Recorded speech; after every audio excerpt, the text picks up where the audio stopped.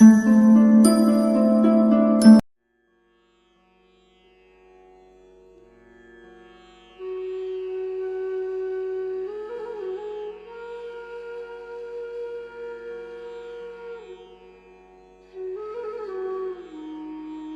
સવારની વાત છે। ગૌતમ બુદ્ધ પોતાના શિષ્યને પ્રવચન આપવા પહોંચ્યા તો બધા શિષ્ય તેને જોઈને આશ્ચર્યમાં હતા, કારણ કે આજ પહેલી વાર તે ખાલી હાથ આવ્યા ન હતા।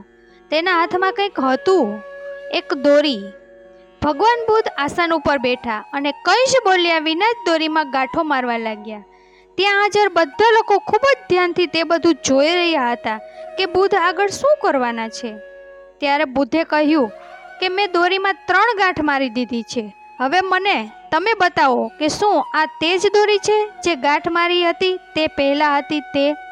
તો એક શિષ્યએ ઊભા થઈને કહ્યું કે ગુરુજી, તેનો જવાબ દેવાનું તો અઘરું છે, પણ એક દ્રષ્ટિકોણથી જોઈએ તો તે જ દોરી છે, પરંતુ બીજા દ્રષ્ટિકોણથી જોઈએ તો તેના રૂપમાં પરિવર્તન આવી ગયું છે। પરંતુ અહીં ધ્યાન આપવા જેવી વાત એ છે કે તેનું બહારનું રૂપ પરિવર્તન થયું છે, પણ તેના મૂળ રૂપથી હજી પણ તે જ છે। ખૂબ જ સાચી વાત છે, તે ભગવાન બુદ્ધે કહ્યું। હવે હું તેની ગાંઠને ખોલી નાખું। આવું કહીને ભગવાન બુદ્ધ બંને છેડાને વિરુદ્ધ દિશામાં ખેંચવા લાગ્યા અને તેણે કહ્યું કે આવી રીતે ખેંચવાથી ગાંઠને ખોલી શકાશે? ત્યારે એક શિષ્યએ ઊભા થઈને જવાબ આપ્યો, ના ના, આવું કરવાથી ગાંઠ વધારે મજબૂત થઈ જશે અને તેને ખોલવાનું ખૂબ જ અઘરું બની જશે। સાચું છે, ભગવાન બુદ્ધે કહ્યું અને પછી એક છેલ્લો પ્રશ્ન કર્યો, આ ગાંઠને ખોલવા માટે આપણે શું કરવું જોઈએ?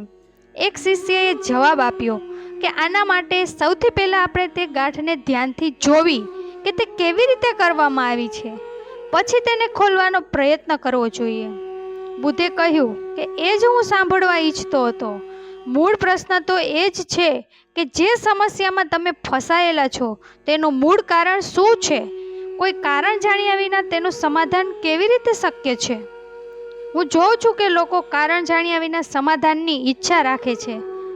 કોઈ તો તેને એ નથી જ પૂછતા કે મને ક્રોધ કેમ આવે છે, બસ બધા એ પૂછે છે કે હું ક્રોધ ઉપર નિયંત્રણ કેવી રીતે કરું। કોઈ એવું નથી પૂછતા કે મારી અંદર અહંકારનું બીજ આવ્યું ક્યાંથી। બધા એ જ પૂછે છે કે આપણી અંદર અહંકાર છે તેનો અંત કેવી રીતે કરવો। મિત્ર, જેવી રીતે દોરીમાં ગાંઠ લાગી જવાથી પણ તેનું મૂળ સ્વરૂપ બદલતું નથી, બસ તેવી જ રીતે મનુષ્યમાં કોઈ વિકાર આવી જાય તો તેની અંદરના સારા ગુણ ક્યારેય ખતમ થતા નથી। જેવી રીતે દોરીને ગાંઠ ખોલીને તેનું મૂળ સ્વરૂપ પ્રાપ્ત કરી શકાય, તેમ મનુષ્ય પણ વિકારોથી મુક્ત થઈ શકશે અને તેનું મૂળ સ્વરૂપ પ્રાપ્ત કરી શકશે।